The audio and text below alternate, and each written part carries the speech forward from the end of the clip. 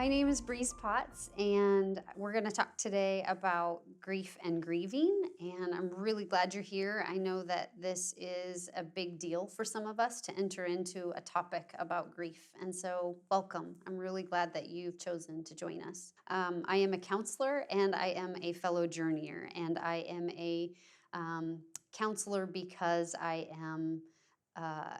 have experienced grief in my own life, first and foremost, that has transformed my desire to want to help people walk in their grief journeys. My story is that I feel like I have grief woven in and out of my story, but one story sort of stands out when I reference grief, and that is in part because of the experience of the grief, but also some of the support I did not receive based on my grief. So my husband and I had just been married like a year and a half and found out that we were pregnant, which was a big surprise. And due to some sexual trauma in my past, that was hard for me to accept and come to terms with. And it was maybe 3-4 weeks later, I found out that we were having twins, which was then another surprise to sort of wrap my head around. And then fast forward 15-20 weeks, I started to go into premature labor, and our twin boys were born prematurely and did not survive. I've never experienced anything like that. That was grief so deep that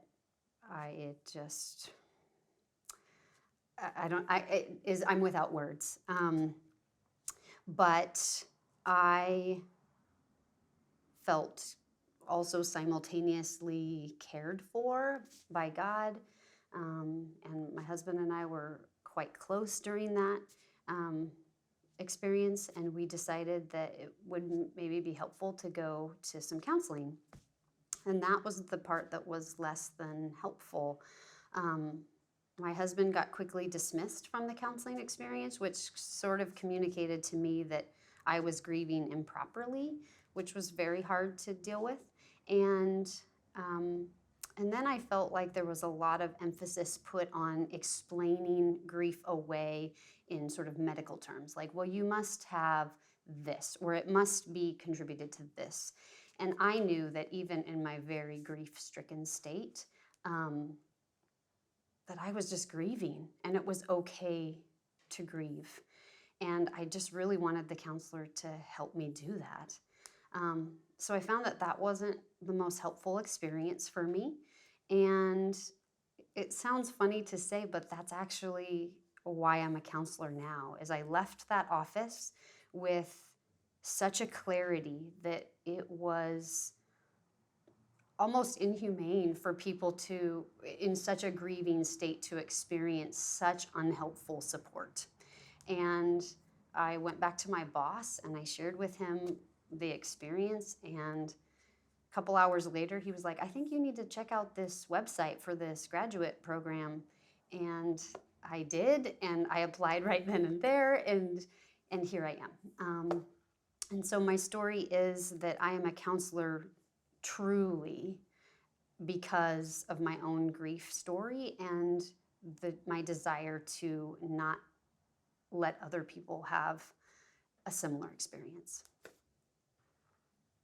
I would define grief as a reaction to an experience of loss. So it's an involuntary response. I think it's something we don't feel like we have much control over. It's just something that is happening. And I think it's important to also state that, I think we think of grief in terms of a death of a loved one or someone close to us, and it certainly includes that. But it also includes things like a job loss, or death of a pet, or an end of an era, or retirement. There's all sorts of ways that grief is interwoven throughout our lifetime. But I think for some reason we don't give the same level of permission for some of those like lowercase g grief experiences. But they affect us just as much. They are also, we also have involuntary grief reactions to those things. I think grief is, in short, it's information that something has had great impact on us. Normal responses to grief. Yes, there are normal responses, but I think those are hard to access on a regular basis. Normal responses to grief are simply just making space for grief to be a thing in our lives.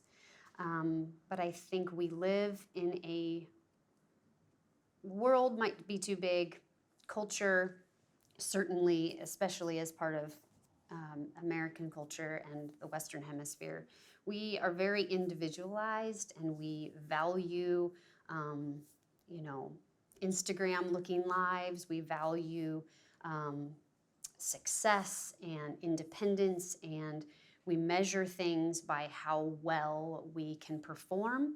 And so when we're thinking about grief, I think that gets very complicated very quickly because I think our culture communicates that grief is messy and needs to be avoided because it's not Instagram pretty. It's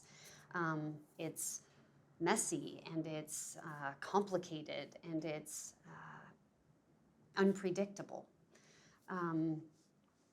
But normal responses to grief are so important. I think if I could say one thing, it is that you have permission to grieve whatever it is that you're going through, period. And that is normal. And I want to encourage people to fight to grieve those things because that will be a much more fulfilling and rewarding way of living. I think it's also important to state that grief is normal for all living things. Grief happens in animal kingdoms.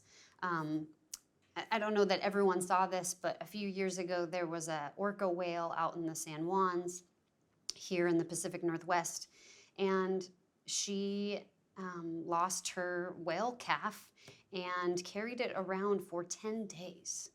And I mean, I feel like I could start sobbing just thinking about it. It was heartbreaking to watch her carry this calf almost ceremoniously. But that was part of her grief experience. She did that until she was ready to let go of the calf. And I think that is such a beautiful picture of what normal grief could be.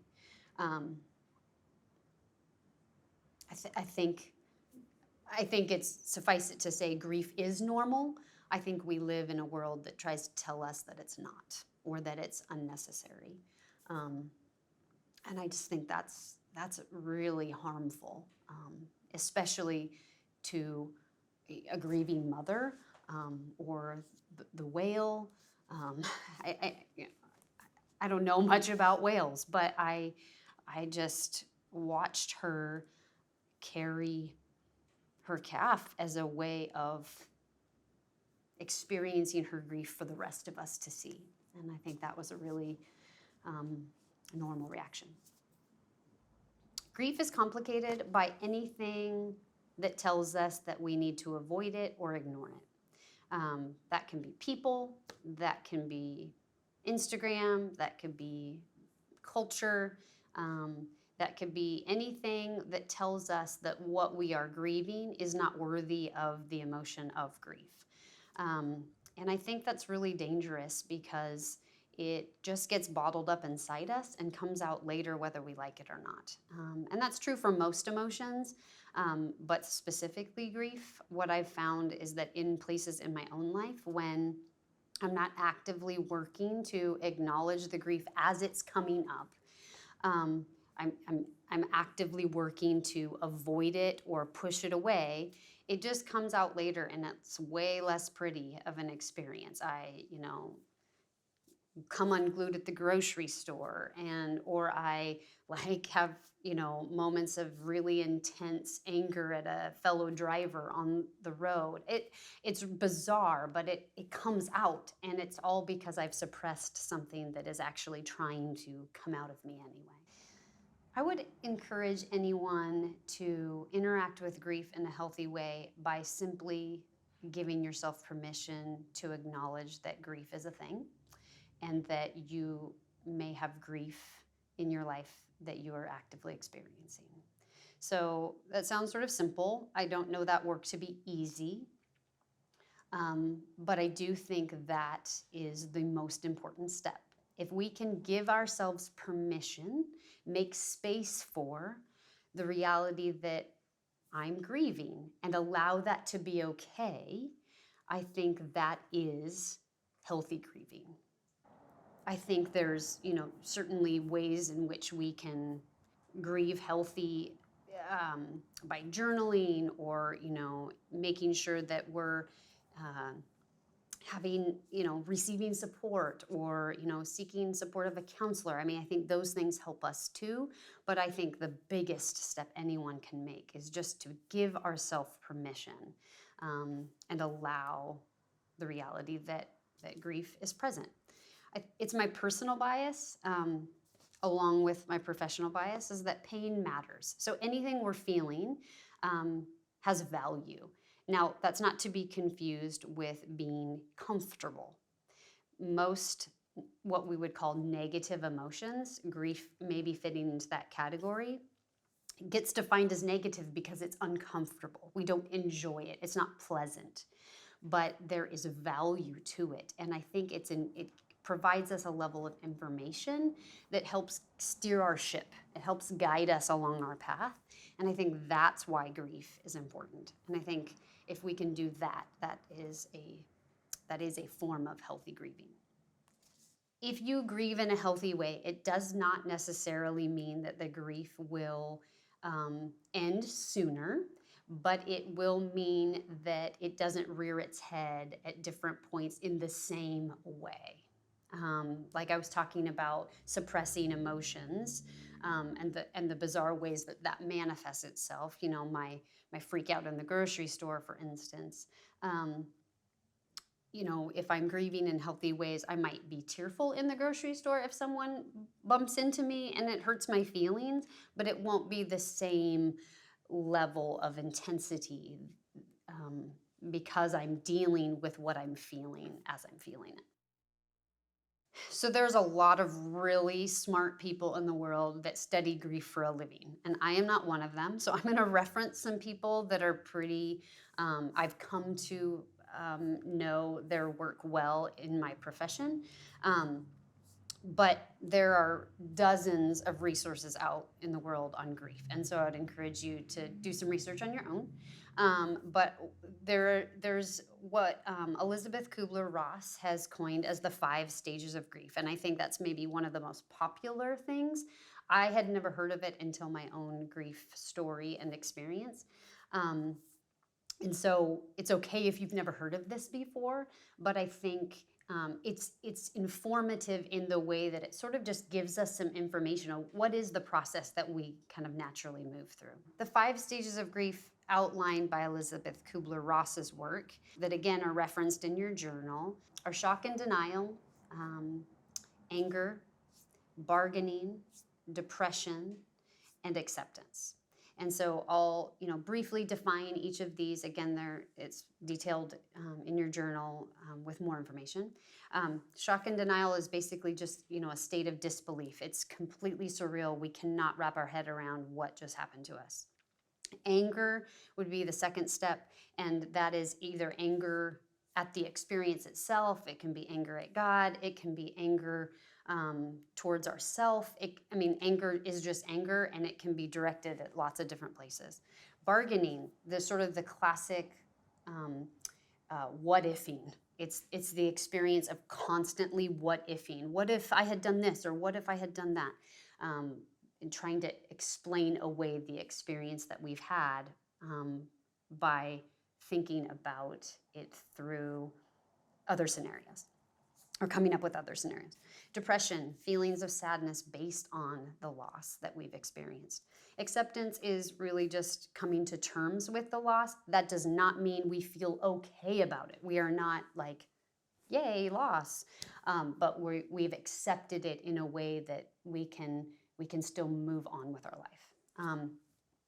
Something that I think is important to state is that we all move through these stages at some point, but we don't move through them linearly. So it's not, shock and denial for 2 days and then anger. It's very fluid, and some people go through it at a different pace than others.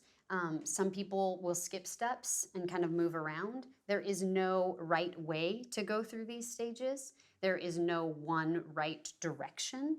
And I just want to really highlight that because I think our grief experience is very unique.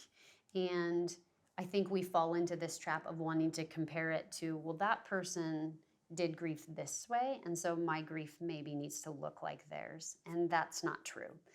But I think these stages can provide us some information about what is my experience right now? Where am I in my grief process?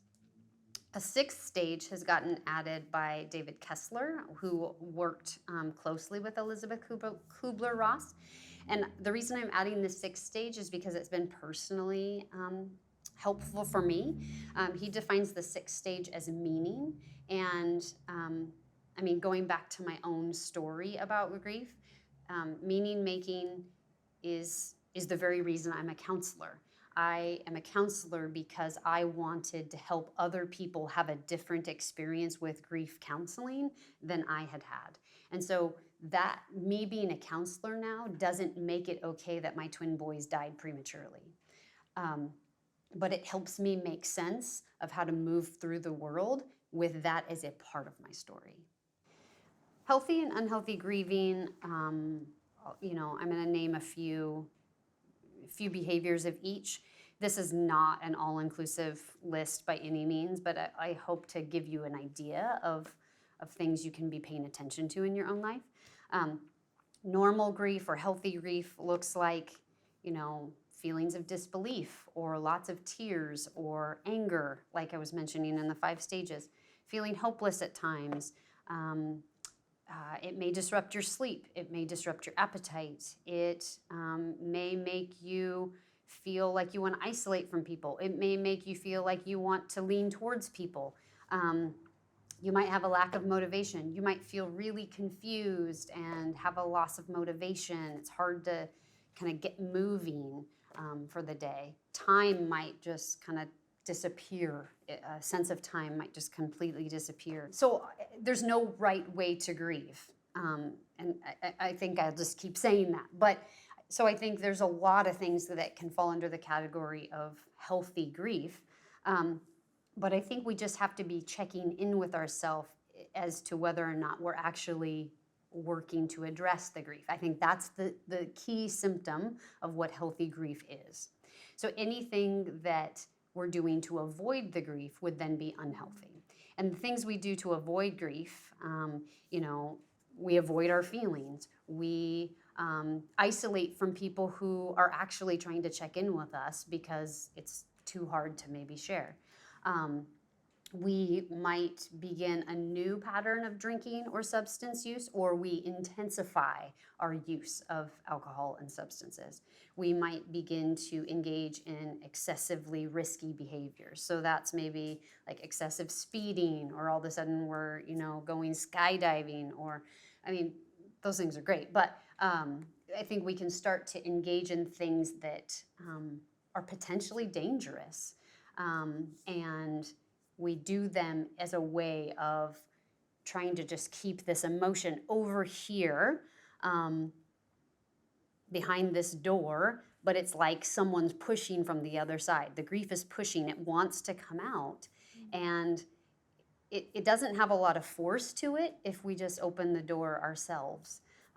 But if we're avoiding it, it keeps knocking. I don't know a different way to say it. So again, that's not an all-inclusive list, but I think if we're not checking in with ourselves, it may mean, if we're not checking in with ourselves about our grief, it may mean that we're not actively engaging in healthy behaviors to address the grief. Indicators that you're grieving and you might not even yet be aware of what you're grieving are, tears for seemingly no apparent reason, maybe a short fuse for seemingly no apparent reason, feeling easily overwhelmed. These are all things I personally experience so from time to time. Maybe feeling confused or apathetic about things that we typically haven't. So I guess in short, it would be sufficient to say anything that you're experiencing, um, any place you're experiencing a heightened level of emotion that is abnormal to you, atypical to you, but that you, it's not connected to, like, I stubbed my toe and it made me cry. Um, it, I might cry because I stubbed my toe, but I might also be crying because I've got some underlying grief about something else in my life. Um, so it might be a more irrational response to something like stubbing my toe. I might cry for hours, which seems initially silly, but that may be an indicator to me. Pay attention. You're crying. I know this hurts. Like, this is me talking to myself. That hurts, but I think there might be something else going on. So how do I help myself look inward and consider? But so I guess uh, there are indicators that are happening throughout our life. We just have to be willing to pay attention to them. And I think sometimes those are the things we work hard to kind of block out. I want to block out my tone um, as I'm talking to my kids, but boy, I do not block out their tone with me, right? So the heightened awareness of what other people are doing, I have to use that same heightened awareness for myself. Grief is messy, and so I want to name that as being completely normal. But how we help ourselves move through messy grief is, as I've said previously, not to sound like a broken record, but we make space for. We give ourselves permission first and foremost to notice that we're feeling something. I think the way we move through anything messy is to acknowledge, observe, and then label, find a way to name or label what the emotion is that we're experiencing. And then the third word I think is really, really important, is validate. How do we find a way to tell ourselves that what the experience we are having is okay? I think without that, we fall into these really comparative traps, and we start to measure how I'm grieving based on how someone else is grieving or what society tells us grief should look like. And so I think the way we move through anything messy is just first to acknowledge that it's there. Number two, we name it, we label it, we give it some words. That calms the brain. And then three, we tell ourselves that it's okay that we feel that thing. And then we do the work of taking care of ourselves. So my primary emotional response to most things in my life is to feel confused. And I've spent years in therapy working on, why do I feel so confused? And one day it dawned on me, oh, that's just your emotional response. And so my work was to figure out that I was confused, and then to notice, and then label with the word confusion, and then tell myself it's okay that you're confused, Breeze, and then find ways to take care of myself in my confusion. So I go for a walk, and I write in my journal for a few minutes, and I might call and talk to a good friend. All of those things help me become less confused. And so now when I have the experience of being confused, I can tell myself, oh, you've been confused before, and so use the tools in your toolbox. Call your friend, go for a walk, spend some time journaling, and you will feel better. This is temporary. It will not last. So I think that's a personal example, but I think, we all have messy experiences, and grief is one of them. So that is just a thing. Grief is not predictable, it is not linear, it does not follow the same path as someone else. And so I think I just first have to name it's okay. It's okay that it's messy. Let it be messy, but take care of yourself in the messiness. I think we can become better at grieving by, as I've already said, make space for, give permission um, to ourselves that grief is normal, it's natural, it's a part of our life, and it's really just information that says we have been affected greatly by something. I mean, wouldn't it be great if we could all acknowledge that things affect us? There's no shame in that. That's actually a really beautiful statement to be able to say, this had great impact on my life and my story. So that gentle reframe might be helpful, just to spin it back differently, that there's strength in being able to acknowledge. But how we become better at grieving beyond permission is finding the tools that we need in order to keep moving forward. So for some of us, that's going to be we need to talk to a good friend. For some of us, that's going to be that we need to journal. For some of us, that means we need to remember. We need to look through photos and have that cathartic experience of remembering the person or the thing or the experience that we have now lost, or is different. For some of us, it may mean that we need to reach out to a counselor. We need some additional professional support. We feel stuck somewhere, and we need some help getting through that. So I know this sounds simple, and I don't know this to be easy, but I think we have to do the work of trying to go introspective and try to discern where we are and where we are with our grief and what we might need. I feel like this sounds weird to say out loud, but I think it's true for the most part. I think we all kind of know what we need. I just think we're hesitant to say it out loud. So a common tool that I use with my clients a lot, because I have to use with myself too, because remember, I'm a client first.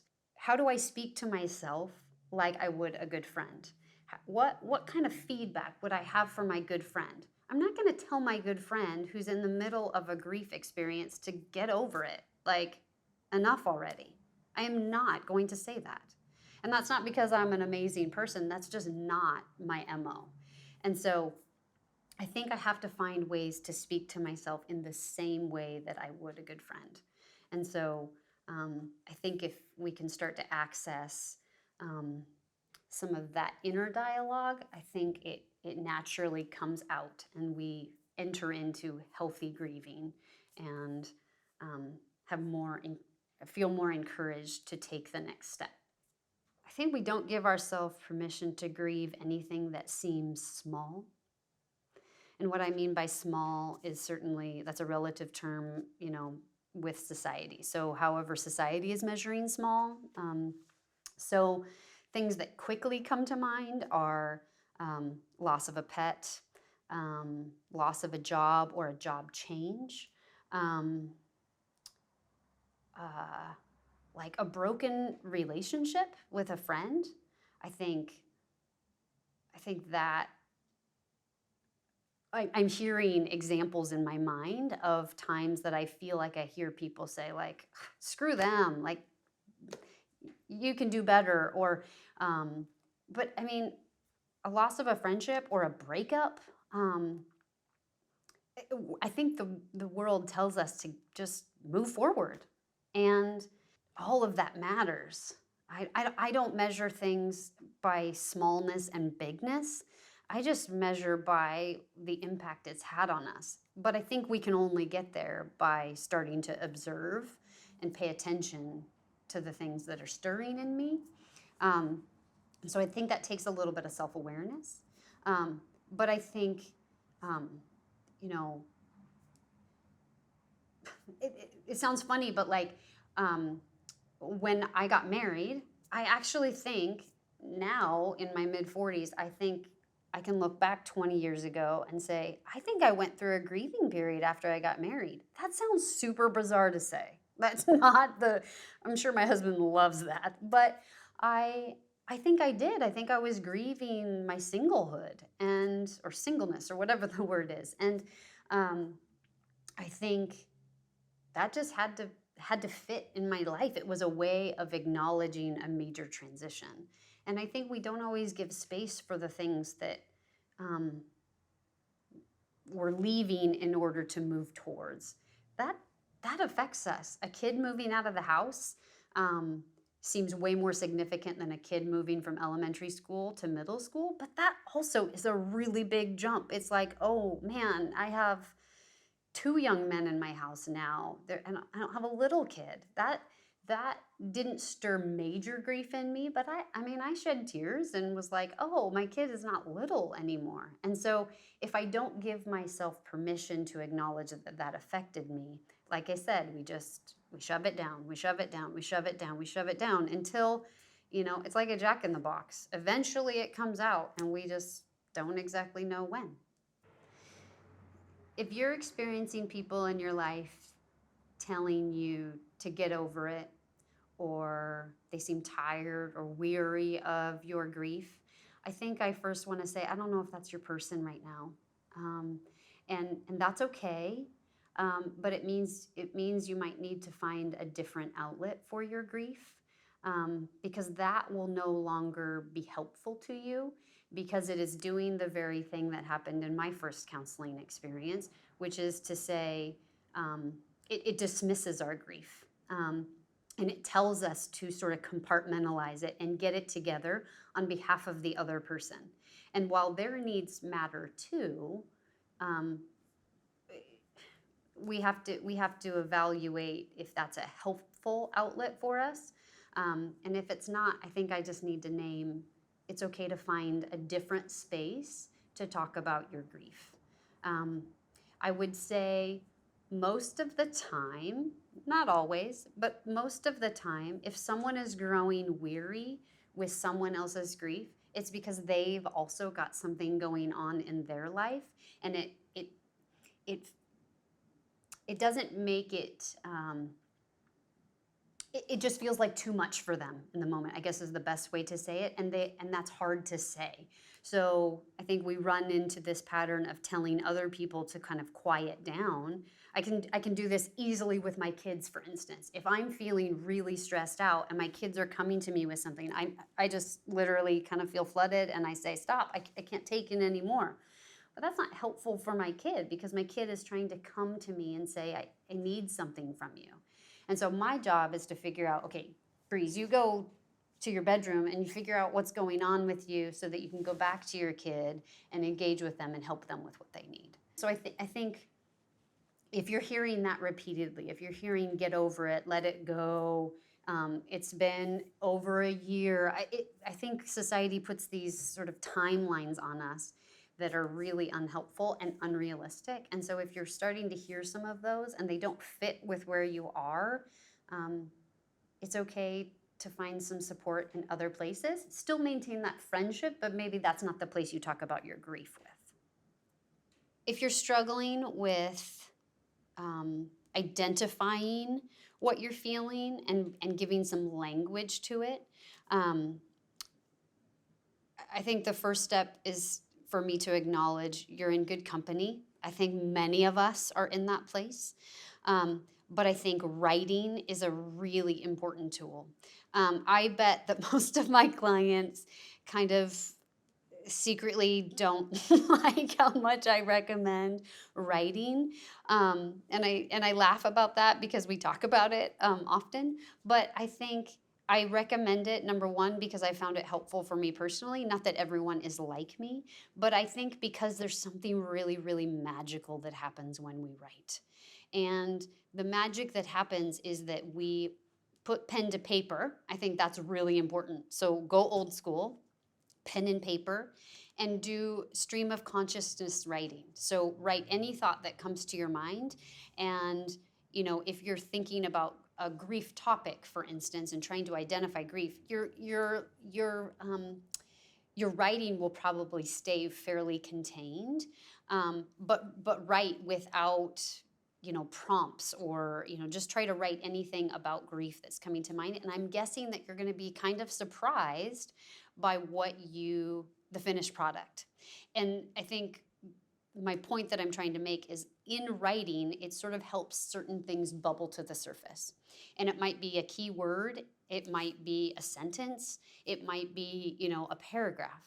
But I think the things that rise to the surface just give us one tiny bit of clarity more than we had before we wrote. And I think that's the process that we're in. I think we just do one step at a time. We just enter in where we are, and we try to move forward with the tools that we have. And so if you're struggling to identify what it is that you're feeling or what it might be connected to, writing could be a really helpful tool for you. If you're really opposed to writing, the other thing I would say is talking to someone, but I'm going to make a really important claim that it would need to be someone that can really do a great job listening to you and saying back to you what they're hearing you say. So that needs to be a really safe, empathetic friendship or relationship that is not going to dismiss your feelings or tell you that your feelings are wrong or that you need to change your feelings. Or that those feelings don't matter, but someone who's really just going to try to stay objective about, like, well, tell me about that experience.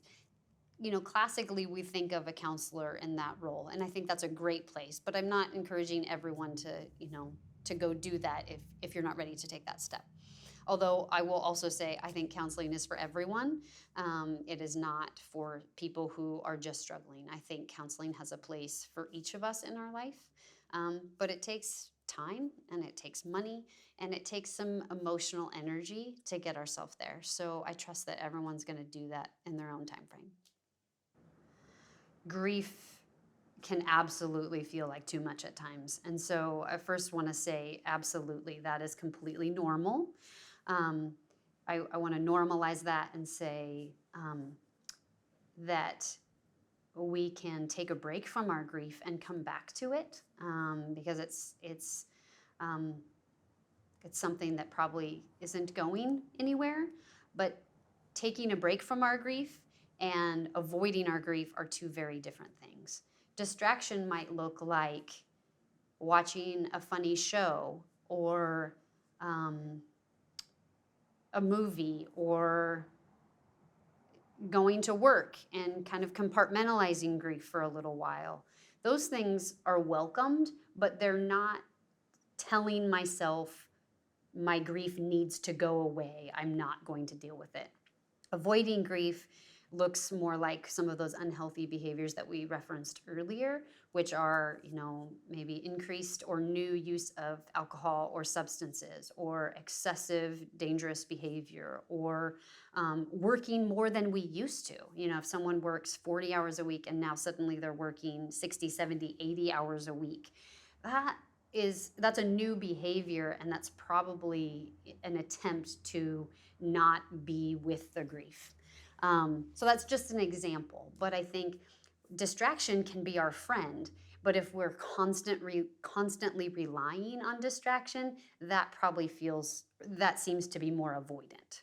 Thank you for listening today. I'm really glad that you've joined us.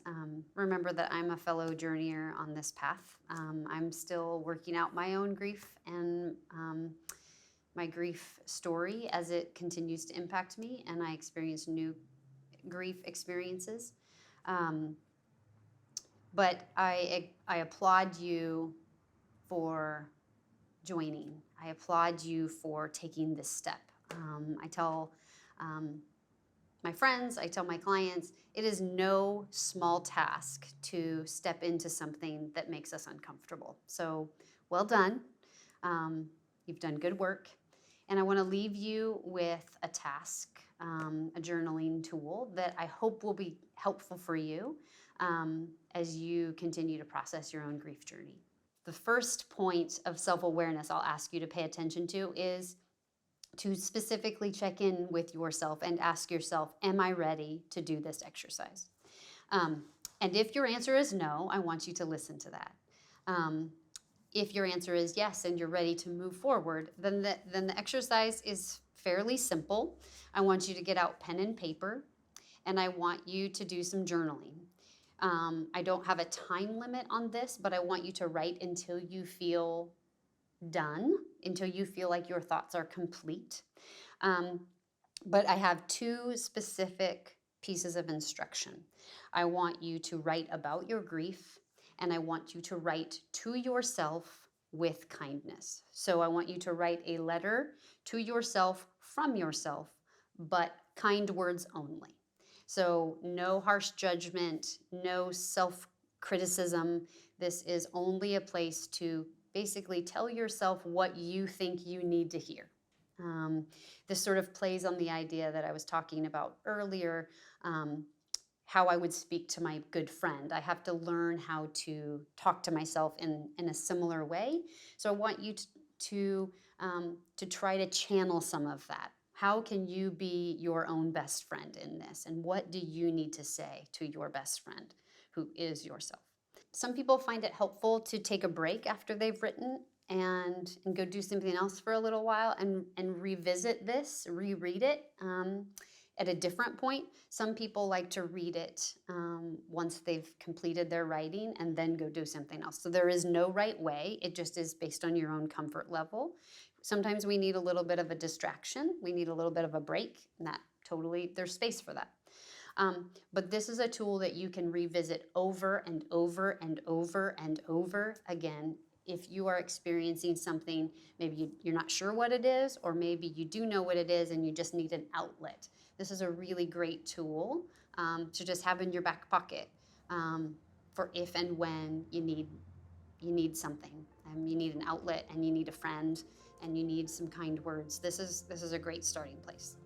So I hope that it helps you.